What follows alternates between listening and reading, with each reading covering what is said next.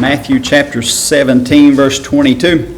While you're turning over there, last week we talked about how Jesus' disciples were actually kind of hiding the light of God for a time last week. By their lack of faith is how they were doing that, not necessarily intentionally, but they tried to heal a demon-possessed boy, a man's son, who was having, remember those terrible seizures there, and which had nearly killed him on multiple occasions, but they couldn't.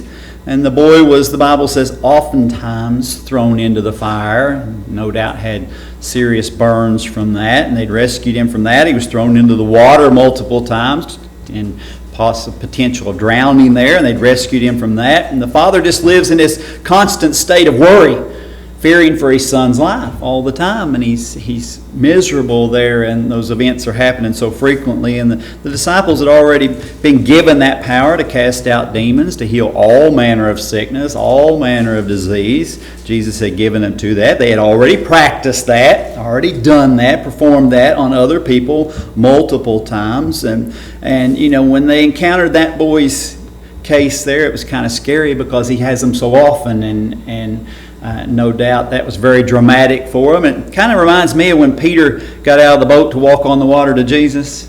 You know, he had enough faith to get out of the boat to walk, but then he sees the wind, he sees the waves, and that's when his faith really wasn't that strong then, and he sees that scary part of it, and that was his lack of faith. And of course, Jesus defended those disciples last time when the scribes were trying to pick at them because they couldn't do that, and Jesus intervenes there and stops that, but then he does rebuke them later for their lack of faith and says, you know, you should have been fasting, you should have been praying, you should have been drawing closer to God, and even interceding on somebody else's behalf. A lot of times we fast and pray for things that are emergency on our life, but sometimes, you know, and I'm guilty of this as anybody, somebody else has a drastic situation and you pray for it and they don't get relief, and you say, well, just God's will, you know, just go on. And you know, they don't have any relief, and we're not bothered by it anymore. And I think that was what Jesus was trying to teach them last week, you know, that you need to be concerned about other people too and draw close to God in those times, not just when the problem's your own. And so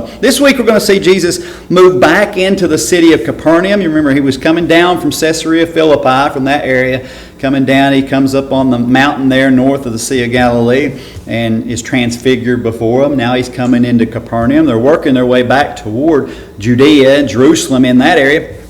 Matthew 17, verse 22 through 27, and I'll read all those verses to begin with. He says, "And while they abode in Galilee, Jesus said unto them, The Son of Man shall be betrayed into the hands of men, and they shall kill him, and the third day he shall be raised again. And they were exceeding sorry. And when they were come to Capernaum, they that received tribute money came to Peter and said, Doth not your master pay tribute? And he saith, Yes. And when he was come into the house, Jesus prevented him, saying, What thinkest thou, Simon? Of whom do the kings of the earth take custom or tribute? Of their own children or of strangers? Peter saith unto him, Of strangers. Jesus saith unto him, Then are the children free. Notwithstanding, lest we should offend them, go thou to the sea, and cast an hook, and take up the fish that first cometh up. And when thou hast opened his mouth, thou shalt find a piece of money. That take, and give unto them for me and thee." And so, right there at the beginning of our text there in verse 22 and 23, Jesus gives his disciples another reminder of his coming death. Remember, he hasn't told them yet that's going to be crucifixion, but he has told them on multiple occasions now. You remember, he told them directly that he was going to die. Peter tried to take him aside and rebuke him and said, no, that's not going to be that way. And Jesus said, no, yes, it is. Right? And he was very harsh with Peter there. He says, "Get behind me, Satan." And, you know, he was a little harsh then. And then Peter, James, and John have gotten another revelation of that. You remember when Elijah and Moses were there at the Mount of Transfiguration. They appeared there with Jesus, and they're talking about his departure, his death. And so they've heard that. Those three have heard it twice now, and now the whole group is going to hear that a third time here. And so, you know, he keeps bringing it up, and they're exceeding sorry. Right? They don't like to hear that news, but they just go on this time. You know, they don't try to say, no, that's not going to happen. And then they encounter someone who's receiving tribute. Now, what is tribute? Taxes. Yes. In this instance, it is a temple tax there. And, you know, they're encountering these. These aren't people like the publicans. They're not people who are contracted by the Roman government to collect taxes for the Roman government. That's not who these people are there. And Jesus is going to make a separation here for them. What belongs to the government? What belongs to God? There's a difference between those two. There's a separation between them. And why there is a separation between those two? You know, what are the mark of God's things? What are the mark of worldly things or government things or whatever those associated with that? And there's always this debate on how much a child of God should be involved in government activity. Right? We understand there is a degree of corruption in the government. Right? Is that true? Yes. Right. And if they flip that over on the other shoe, you'd say, well, there's a degree of corruption in the church too, isn't there? There is. Hopefully not nearly as much as in the government, but there is. There is a degree in both instances, and so there's this debate. How much should a child of God be involved in government? I don't make it as a secret. I have very little involvement in the activities of our government. That's my personal choice. I don't try to pass those convictions on to anybody else, but I don't communicate with representatives or senators. I don't try to talk to legislatures and get certain laws passed. I don't have any communication with any of those people. Don't even know who they are. Right? And so, you know, some people would say, well, that's just foolishness, but I don't do that. I don't petition in any way. I don't go to peaceful demonstrations or anything like that, or non-peaceful ones. I don't go to either. But I don't do that, right? And I don't begrudge anybody that wants to, and I do believe America is the greatest country in the world to live. I do believe that to be true. But in spite of that fact, I also believe our government makes a lot of mistakes. They do, and they make some decisions that go against fundamental Christian beliefs. But I don't blame the government for that. I don't. I don't blame our government for making those kind of decisions. I blame us, the people who are saved, the Christian society. I believe that's our fault. Those people who are in those leadership positions in our government are doing the only thing that they know, right? They're doing things based on their own conscience, their own set of beliefs, whether that's God-based or not. And so, you know, if a person chooses to make their voice heard through different processes, through the election processes, or communicating with those legislators or representatives or senators, that's wonderful there. But I believe the problem is not in the government, but in the value system of those people. That's where I believe the flaw is. And so, you know, they managed to vote alcohol sales in some precincts in our area here recently. Right? And they took that and they wouldn't do it just the whole county or anything like that. And they picked out these little specific areas there. And how did that happen? How did they vote that in to allow alcohol sales in those specific areas? The majority of the people living in those areas voted in favor of that. Right? Now, is it the flaw of the government or the flaw of the people? It's the people, isn't it? It really is. The people that we're supposed to be reaching with the gospel. The ones we're supposed to be influencing through the light of God's light. And so, you know, the value system of our government, the principles of our government in a democratic society reflect the people. That's where the rubber meets the road. So the government isn't broken, it's the people that are broken. You never see Jesus trying to waste his time and energy on government reform, do you? You don't see that. Right? He does point out some flaws in religious activities in the church, with Pharisees, scribes, those kind of things. You don't see Jesus attacking the Roman government. The Roman government had a lot of flaws in it. The Greeks had a lot of influence on the heathen religions, and that spilled over into Roman government. And but our government has guaranteed certain fundamental rights to us, but those don't necessarily promote God's ways. I don't understand all about the Constitution and all the amendments and all those things, but I do know this. Under the First Amendment of our Constitution, anybody, just for fun, you know what the First Amendment actually says? I knew you would. You know what it's about. yeah. The First Amendment, I didn't know all these little details. I knew we had these things, but I didn't know they were the First Amendment rights there. First Amendment, the government can't make any laws giving respect to any specific religion. I did know that. Right? Our American government can't say, okay, the official religion of America is Baptist or Methodist or Catholic or Muslim or anything like that. They can't make any specific rights to religion there and claim a national religion. We have that under the Constitution and the First Amendment. And so each individual person has the right to choose what religion they want to be affiliated with or none at all. And the government can't tell them which way, one way or the other. We have that freedom under the First Amendment. Also, the government can't make laws prohibiting the free exercise of that religion. That's pretty amazing there. You can't say, well, you can only have church once a week. If a church wants to have church every day of the week, they are allowed to do that. You can't say, well, you can't pray but just certain times of the day, or you can't do this in certain places. You have the right to do that, exercise your religion any way you want. And of course, they can't say you can't have church at all. We've seen several instances of our government tried to interfere with that First Amendment right here recently. And when those went through the court system, what did the courts rule?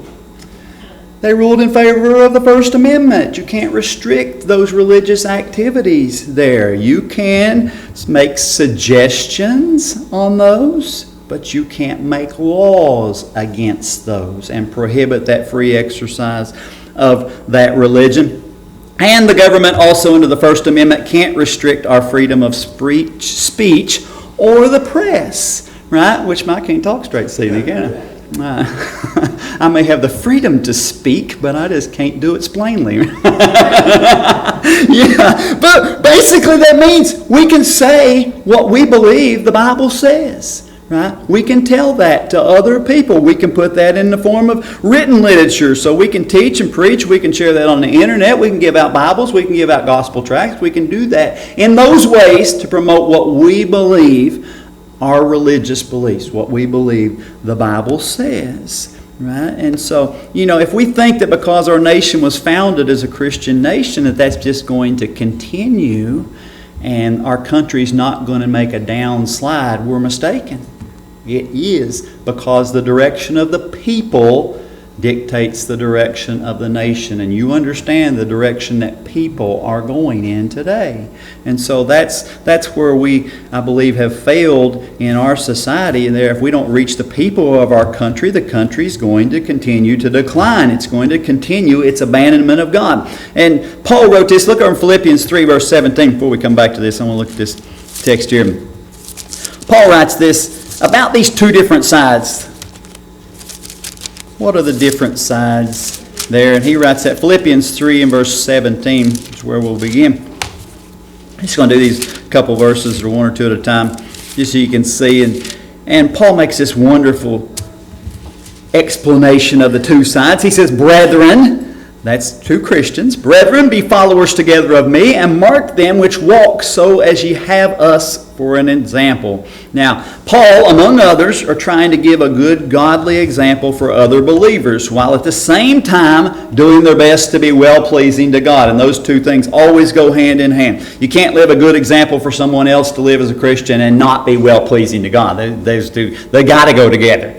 Right? They have to go together. And so in verse 18 and 19, you see, for many walk, of whom I have told you often, and now tell you even weeping, that they are the enemies of the cross of Christ, whose end is destruction, whose God is their belly, and whose glory is in their shame, who mind earthly things. And so Paul is weeping there. He says, I tell you, even weeping. He's just broken-hearted over this, about how many people are living as enemies of the cross of Christ. They're enemies of God. They have no desire to please God. They're actually fighting against those things. And the most disturbing part there is in verse 19 that he describes there, because their end is destruction.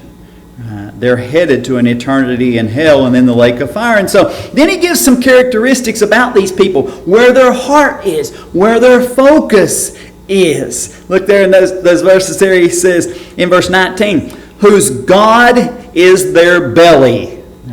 They're worshiping, we wouldn't say their belly, it's a reference to their appetite, their cravings, their lusts, their desires, those kind of things. Right? That's what they're worshiping there. And he says there, whose glory is in their shame.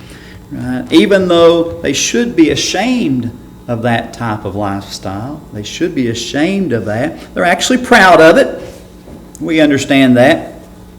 Unsaved people are often proud about how much alcohol they can consume. Right? They'll brag about how much they can drink, more than somebody else, and do all those type of things. People are proud of how many sexual encounters they have, how many people they've slept with and done those kind of things, and they're proud of that. And so they don't try to hide that. Some people are even proud about how much money they can make and still hide it from the government. Look how much money I made. Didn't have to pay no taxes on that. Took that one under the table. Right? And they're proud of that. Right? They're proud of that. And that's what he's warning about there. They're not ashamed. They're actually glorying in their shame. Things that a Christian should be ashamed of, they're proud of. They tell that openly. Look at verse 20 and 21. One last thing from verse 19. He says, who mind earthly things, which means their focus is down here. The here and now. How can they make this life as enjoyable as they think they possibly can here? And as long as they're living on the earth, they're not focusing on anything past this life. Look at verse 20 and 21.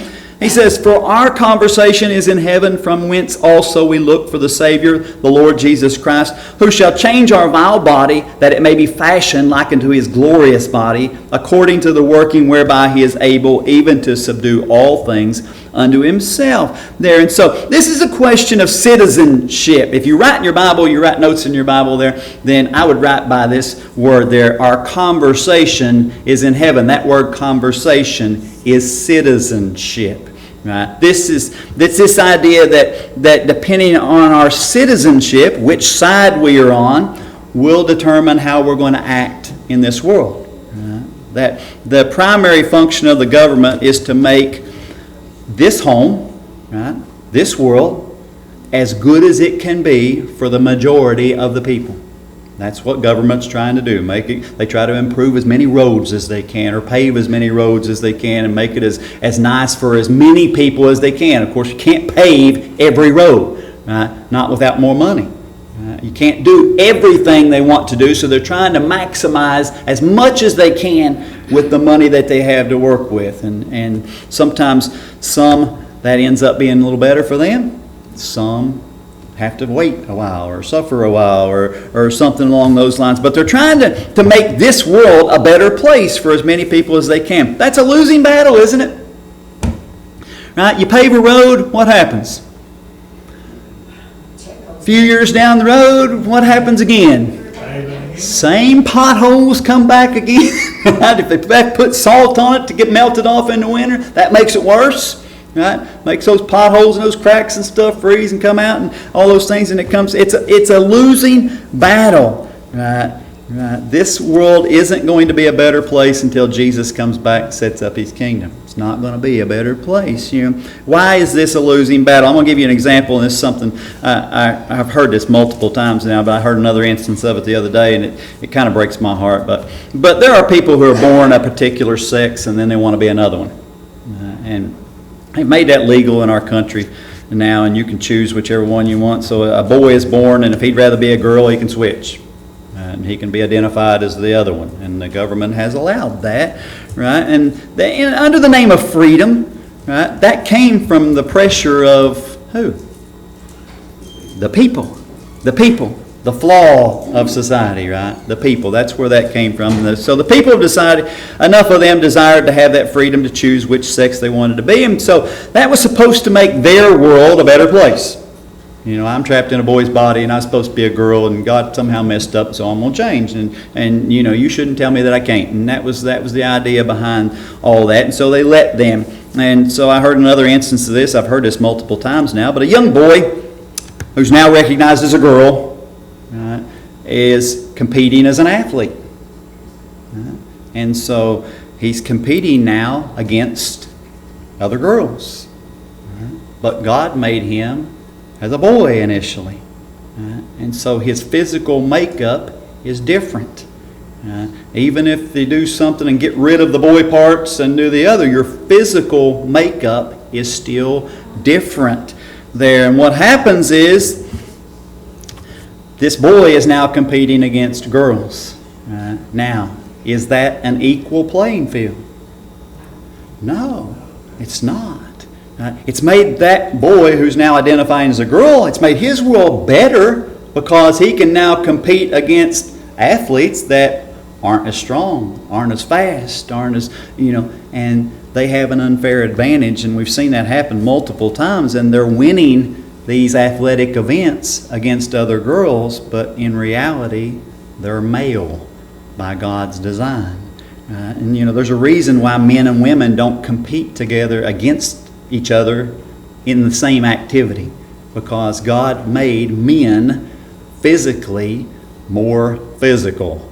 I don't know how to explain that any better way. But the woman is the weaker vessel by design. Not that she's inferior in any way, but by design, men are generally stronger than women, faster than women, right? That's how God made us. And there's nothing wrong with that. And women compete against women and men compete against men, and that's the way it's designed. But when you mix those two, what happens to the ability of those other girls to compete against someone who is, by the government standard, a girl, but was designed by God as a boy? Well, their world became a little less. It became less. Not better for them. It became worse. And so, as the government tries to accommodate the desires of all these different groups, they make the life of some better, but then others are taken away somehow. They're losing something in that process. So, the primary function of a child of God isn't to make the world a better place for those in it. It's to make those in it have a better world to go to. That's our desire as a child of God. And so this word conversation is politeuma, which means citizenship. And I only said that word this time because that's where we get our word politics, politeuma.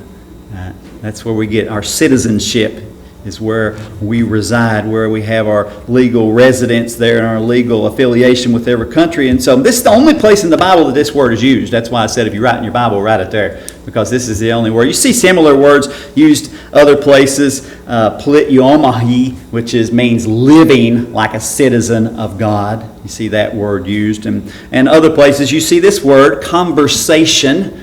When you see that word any other place except here, it means manner of living, your behavior. This one means citizenship. And so that's why we want to distinguish those two. And so, Paul had written this letter to the Philippian church there in Philippians there, and he was a Roman citizen. Paul and Silas were both Roman citizens. You remember that story there. They're preaching the gospel about Jesus, right? And the Roman citizens enjoyed the protection of the Roman government. It didn't matter what their religious affiliations were. They enjoyed certain protections under the Roman government. But Paul and Silas were still beaten and put in prison in Acts 16. That's what happened there, illegally. There was not a trial. There was no condemnation. A Roman citizen could not be beaten or imprisoned or anything without a due trial. You couldn't be uncondemned. Somebody come up and say, they've been doing this, and you beat them real good and throw them in prison. No, they had to have a trial. A Roman citizen was entitled to a trial. Paul and Silas did not get that. That was against Roman law. And so, you know how that story ends in Acts 16. Paul didn't use that opportunity to try to reform the Roman government, did he? No. No, he took that beating. He and Silas both. You know the story. Went to prison. They're bound in there, and the jailer's told to keep them. And they sing and pray there at midnight, and the shackles fall off. They don't leave. Right? All the other prisoners don't leave. That's the most shocking part of that whole story for me. But if Paul and Silas had pressed the issue, those magistrates that had gotten them beaten and thrown in prison, right, would have been convicted by the Roman government by doing that to a Roman citizen. They would have probably been beaten and imprisoned for those acts that they did to Paul and Silas. If Paul and them had pressed that issue, right, they would have done that. They would have got some type of retribution. Who would have got saved? Well, nobody. Nobody. They would have went free. They wouldn't have had that encounter at midnight there with the jailer, the Philippian jailer. Right? He and his household got saved as a result of that. And so Paul wasn't focused on earthly things. He wasn't focused on his own belly, his own desires. He was focused on the end of those people who were opposing them, and he saw the destruction that was awaiting them in eternity. Ephesians 2, verse 19. You don't have to turn over. I'll just read it to you. He says, "Now therefore ye are no more strangers and foreigners, but fellow citizens with the saints and of the household of God." He changed that whole family. Right? And that church broke out of that event there, and God was glorified in that. And so back in Matthew 17, verse 24, we're different after we've been saved. We should act different. When we see Jesus encountering these people who are collecting this tax, they're going to question his citizenship, which is very odd, because they don't ask Jesus, they ask Peter. Back in Matthew 17, verse 24. This is a question of citizenship here. He says there in verse 24, "And when they were come to Capernaum, they that received tribute money came to Peter and said, Doth not your master pay tribute?" Now the tribute that they're asking Peter about is no, I can't say that one. Didakmon. Okay, maybe I can say it, but it's ugly. Didakmon, which is not a Roman tax. As Greg said earlier, that's not the tax that the publicans collected. Didrachmon is the one that we get. 2 didrachma is a half shekel. Now, look at Exodus chapter 30. This is the didrachmon, the drachma. Those are the 2 that make a half shekel. And you'll see half shekel was very significant all the way back in Exodus 30. In verse 11, God gave this instruction to Moses about the half shekel, or the 2 didrachma. And he says in Exodus chapter 30, verse 11 through 14, "And the Lord spake unto Moses, saying, When thou takest the sum of the children of Israel after their number, then shall they give every man a ransom for his soul unto the Lord, when thou numberest them, that there be no plague among them, when thou numberest them. This they shall give, every one that passeth among them that are numbered, half a shekel after the shekel of the sanctuary. A shekel is 20 gerahs, and half shekel shall be the offering of the Lord. Every one that passeth among them that are numbered from 20 years old and above shall give an offering unto the Lord." So every adult 20 years old and up was expected to pay this tribute. This was for the service of the tabernacle, later the service of the temple. There were certain things that had to be bought for those jobs that they performed. They had to have oil. They had to have the stuff for the bread. They had to have certain sacrifices and the wood, all those things involved in that. And this is a very small offering that they took. A half shekel, I think it's like 30 cents to us. It's not much. But everybody paid the same. It didn't matter. Once a year. It didn't matter if you were dirt poor or if you were rich. Everybody paid the same. Half shekel. Right, 30 cents. Right, and so everybody paid that. If you look over in Ezra chapter 7, verse 24, you see over in Ezra, they gave an exception there. Artaxerxes was the king of Persia. Remember, the Babylonians took over first, and then the Persians, the Medes and the Persians, and then the Greeks, then the Romans. That's how that chain of event went on. But the Persians are in control over Israel right now. Artaxerxes is the king of Persia. He allowed Ezra to return to Jerusalem after the Babylonian captivity. That was going to be the rebuilding of the temple there. They destroyed it in the Babylonian captivity. And he allowed some exemptions for this tax. They were still doing this tribute tax, this temple tax here. And he allowed some exceptions there. Those who served in the house of God from paying this. There in Ezra 7 verse 24, he says, also we certify you. Now this is Artaxerxes talking here. Also we certify you that touching any of the priests and Levites, singers, porters, Nethinims, or ministers of this house of God, it shall not be lawful to impose toll, tribute, or custom upon them. And so he removed those people. They were exempt from paying that tax there, that half shekel tax there. And the Jews held that even during Jesus' day. And you see some of the sacrifices or some of the offerings that were given. You remember they'd take and they'd burn a part of it, and then the priest would get to keep. Or they would burn a part of it and the rest would be returned back to the person who offered it, depending on those offerings. And so what the priests would, basically what they kind of got in their mind after the king had give this exemption to them from paying the half shekel tax, and they did that with several things, right? They'd say, well, there ain't no sense in the priest giving this kind of offering because you just burn a little bit of it and we get it all back anyway.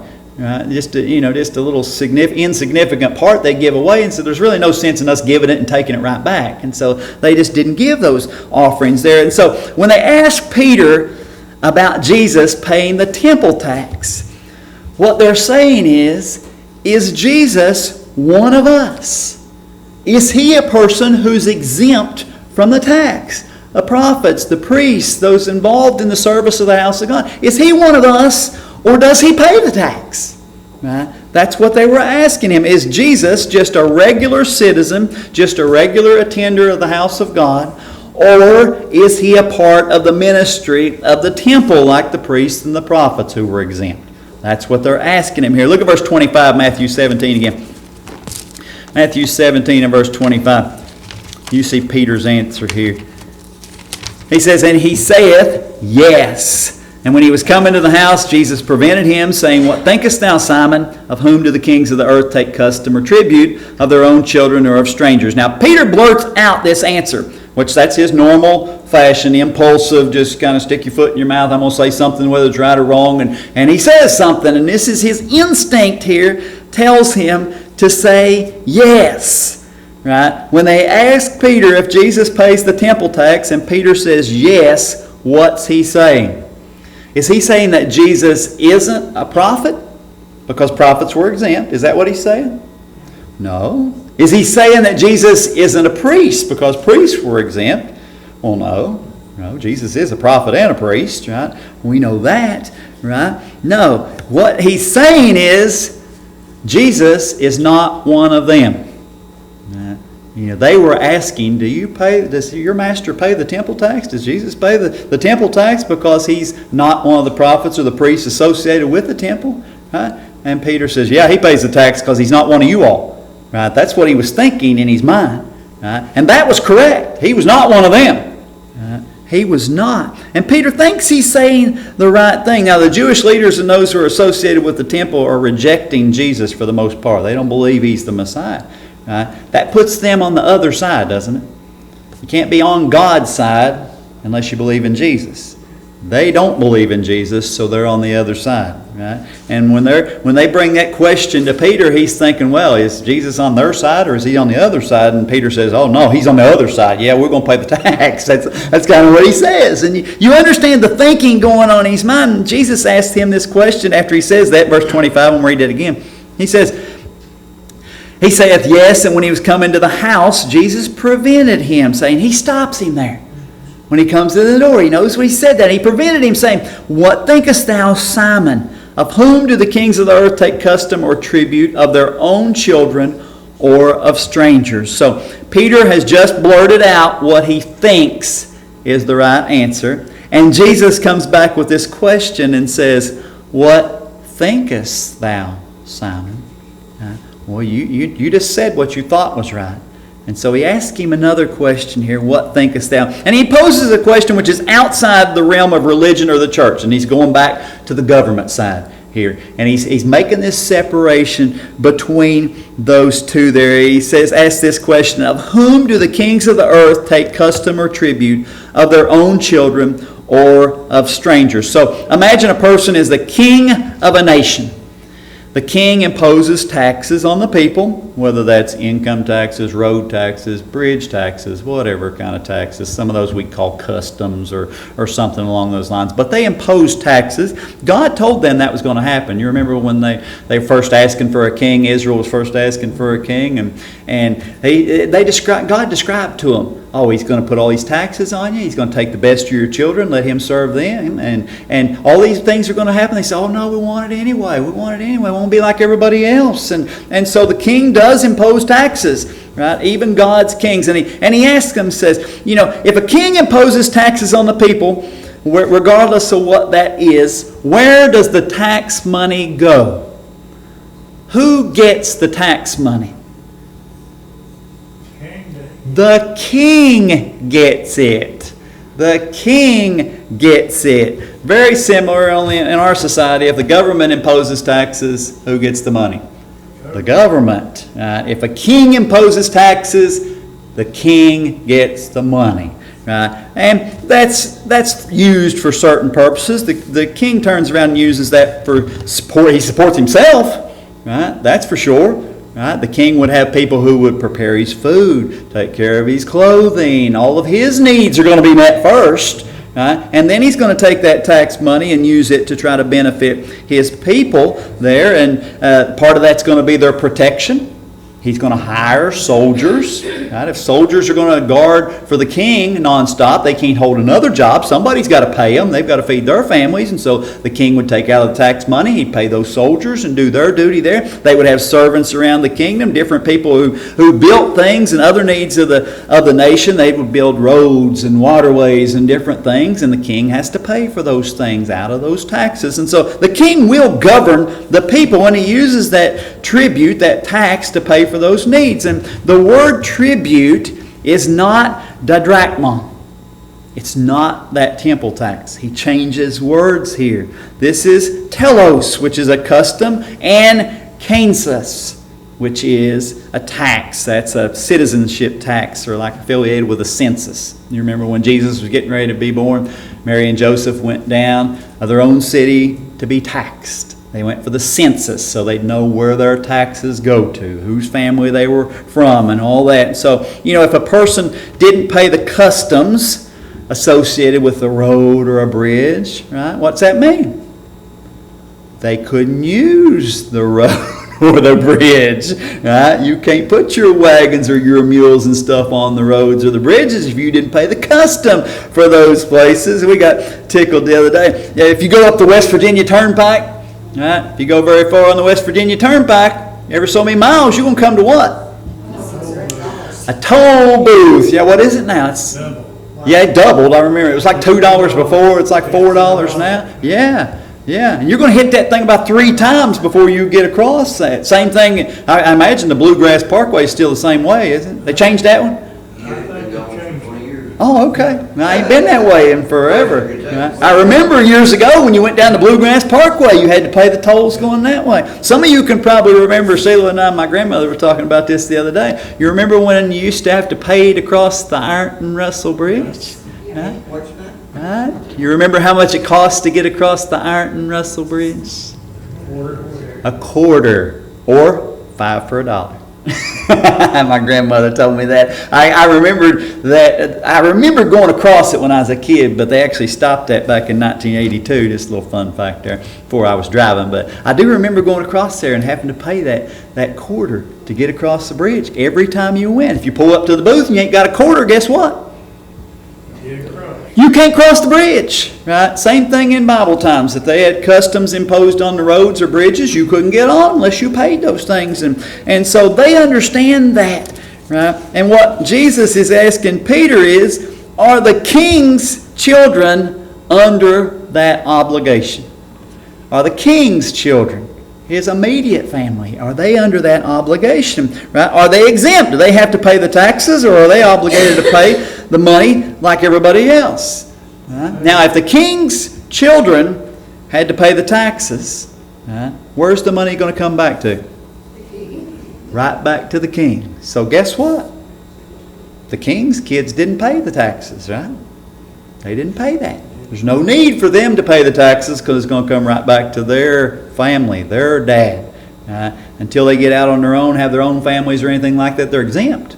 Right? The king didn't come up and say, well, I've got 5 kids, so, put us all down for a quarter each. No, it's coming right back to him. The king's exempt. His kids are exempt. All those that are with him, they're exempt there. In Matthew 17, verse 26, Peter saith unto him, of strangers. Jesus saith unto him, then are the children free. So the kings didn't tax their own children. They're free from that obligation. So the tax that the people questioned Peter about was for God's house. And he's saying, is God's son obligated to pay that tax? It's his Father's house. It's God's house. Is Jesus obligated to pay the temple tax? No. He's the king's son. He's exempt from the temple tax. Right? Did those who are collecting the temple tax recognize that Jesus was the Son of God? No, they didn't. Right? Jesus is trying to lead them to that. Right? Trying to convince them that yes, He is the Messiah, He is the Christ, but they're rejecting that. And so Jesus makes this statement there in verse 27. It's pretty amazing what He says. He says, notwithstanding, lest we should offend them, go thou to the sea and cast an hook and take up the fish that first cometh up. And when thou hast opened his mouth, thou shalt find a piece of money. That take and give unto them for me and thee. Right? Jesus tells Peter how to get the money.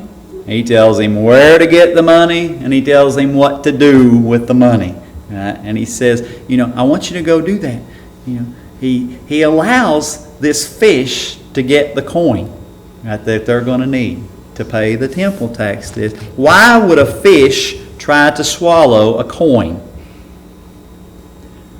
They don't. Right? Fish don't go climbing along the bottom of the lake and say, oh, there's something shiny. It looks like a piece of metal. That's probably a worm or a bug that I'd like to eat. They don't do that. They don't eat coins. Right? God prepared a fish to scoop this coin up that a fisherman's probably lost out there on the Sea of Galilee. That's where they're at there. Right? And God has convinced this one fish to scoop up this coin. And this one fish is the one that Peter catches on his hook. Right? Pretty amazing how God has control over His own creation, isn't it? And, He tells a fish, I want you to go scoop this thing up the bottom of the sea, but it's not food.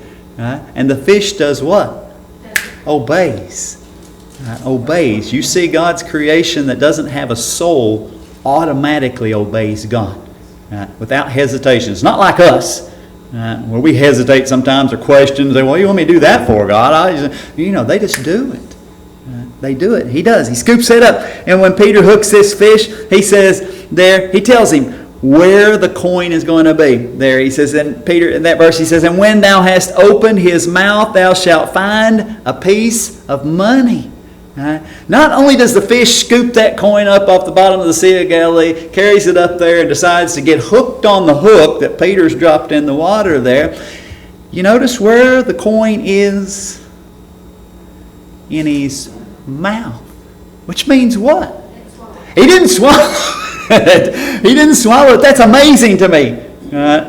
Fish, if they think it's worthy to put in their mouth, generally they think it's worthy to swallow, don't they? It's food. He doesn't. It's got it in his mouth. Peter doesn't have to gut this fish and go searching for the coin. He says when you pull the fish up, it'll be right there in his mouth. And it's kind of like catch and release. And he gets on the hook. He gets pulled to the top. Peter opens his mouth. There's the coin. He pulls it out. And I imagine Peter just flung the fish right back out in the sea. I don't need the fish. All I needed was the coin. And it's an amazing story there. Right, to just go there, and Jesus has told him, go to the Sea of Galilee. The first fish that you pull up, there's going to be a piece of money in there. Take that money, go pay the tax for me and you. This piece of money, right? He says, when you open its mouth, you're going to find a piece of money. This piece of money in this fish's mouth, that word for piece of money is stater. Stater, it's a standard silver coin, right? And its weight is equal to a Hebrew shekel. This stater is the exact same weight as a Hebrew shekel. Right? Since the temple tax is a half shekel each, When Jesus tells him to go pay for Peter and himself, how much does he need? 2 half shekels, 1 whole shekel. And he pulls up a stater, which is exactly 1 shekel. Right? Don't you love God's providence? Don't you love how He works that out? You know, He doesn't say, well, go and you're going to have to go to the money changers. You know what a corruption that was. Those money changers that hung around close to the temple and tried to go in it on a couple of different occasions, and Jesus had to drive them out. Right? He doesn't say, well, you're going to have to go to the money changers to get the right amount. He pulls his fish out of the water, and it's got the exact amount they need. And He says, take that and give it to them. And so Jesus doesn't want to offend the tax collector there for the temple tax. He uses that word. He says, lest we offend them. He doesn't want to cause them to stumble. He doesn't want to do anything that might cause them to reject Him as the Messiah on a permanent basis. Since they believe He's not the Messiah yet, He would be subject to the temple tax. And Jesus says, I'm going to go ahead and let them believe this for now until they'll believe the truth. I'm not going to do anything that's going to turn them away on a permanent basis and say, well, Jesus is trying to teach everybody to do the right thing, but He don't even pay the temple tax. I mean, it's nothing. It's a half shekel. And He does that. He does that. And, that He doesn't want them to believe that somehow He's above the law, even though in this instance, Jesus is above the law. It's His Father's house. He's exempt from the tax, the king's tax there. And so, there are certain financial obligations that we have to God. Malachi 3:10, you don't have to turn over if you don't want to, but this is the last verse we'll read. Malachi 3 and verse 10, very familiar to us. We have certain obligations to God. We bring our tithes to God's house, right? He says, bring ye all the tithes into the storehouse, that there may be meat in mine house, and prove me now herewith, saith the Lord of hosts, if I will not open you the windows of heaven and pour you out a blessing, that there shall not be room enough to receive it. The storehouse is God's house. Bring your tithes into the storehouse. We bring our tithes into God's house. And this is where we're going to use to take care of the needs of the church, right? The ministries of the church, right? In Malachi 3 and verse 6, we don't read that for the sake of time, but you'll see, will man rob God? You have robbed me in what? Tithes and offerings. Offerings is separate, right? What do we use offerings for at our church? No, that's tithes. Right? We use our tithes to pay our bills, right? Those kind of things, the basic needs. We do. We use offerings for things like missionaries, right? Gideons, right? The guest speakers that we have from the Bible College that are on deputation, right? They're trying to get on the mission field. Use it for those kind of things. The shoe boxes. Operation Christmas Child shoe boxes, those are offerings that God can bless us with. And, we can bring those through our church, but those are going outside of our church, aren't they? They're not part of the ministries of our church. The tithes, they're going to take care of the needs of our church, our buildings and expansions and any of those kind of things, but offerings are for other ministries. But these people who are outside the family of God don't have any financial obligations to God, do they? No. People that didn't come to the temple never had to pay the half shekel temple tax once a year. They're not a part of that. People outside that are unsaved don't have any financial obligations to God. Right? It won't matter how much money they give to God's house. It's not going to change their eternal destination. Right? It's not. And so, and the same thing's true for Christians, right? Our citizenship is in heaven, but that doesn't mean that we don't have financial obligations to our government, right? We do. Right? Romans 13 makes that very clear there. And so, we're supposed to obey by those laws too, even though we may not agree with everything our government spends money on, or a lot of the things our government spends money on, or the laws, some of them that they allow, or things that we make. And so, we should be submitting to those taxes, those customs, right? Even those, as long as they don't violate God's laws. Right? And when they violate God's laws, then we shouldn't follow those. But yes, we should be submitting to them. We don't want to cause a person affiliated with our government or any kind of political affiliation to stumble at who Christ is because of something like money. Something that isn't going to mean anything in eternity. We can't take any of it with us. And that was a wonderful lesson that Jesus was trying to teach his disciples. You need to know the difference. Some things are important. Some things aren't. Where's the priority at? Are God's things more important? Right? Are you willing not to pay the 30-cent temple tax, but even though Jesus wasn't obligated to it, and cause somebody else to stumble and miss the fact that he's the Messiah and not get to go to heaven for eternity?